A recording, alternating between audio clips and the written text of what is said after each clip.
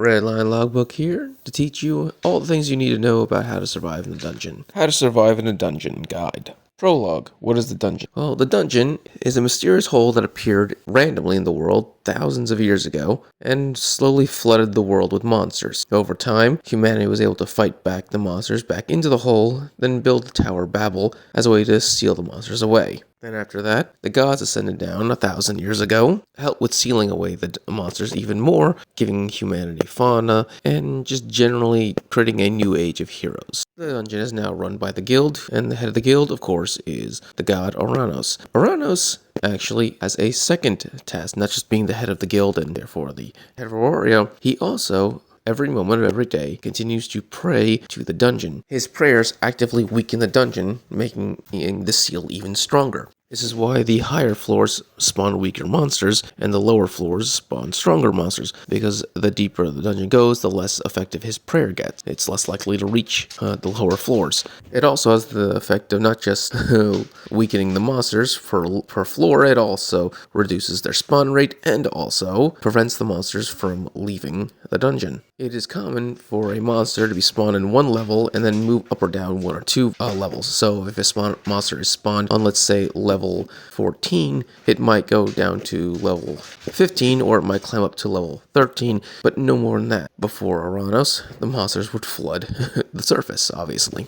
The dungeon is also split into 4 sections. Section 1 is the upper floors, which are floors 1 through 12. Section 2 are the middle floors, 13 through 24. Section 3, the lower floors, which is floor 25 to 36. And then Section 4 is the deep floors, which is floor 37 to, well, we don't actually know how many floors there are. No one's ever made it to the bottom. And of course, there are subsections within each of the sections. These sections could be a grassy field, a wasteland, a water world, a tree, or even a jungle. But we'll get to those in future chapters. There are 2 main reasons why adventurers enter the dungeon. 1 is money, and 2 is to learn the truth. No one knows what the dungeon is or what the bottom floor is, but the way the gods talk about it, they imply that it's something that will change the world forever. As for those who are just after money and not wanting to know the truth of what the dungeon is, every monster has a magic stone within it. It's a core, it's basically its heart. You kill the monster and you take the magic stone. By doing this, you can then sell the stone. The magic stones are then processed and turned into magic items, which then can do all kinds of things, like the streetlights of Aurora, for example, are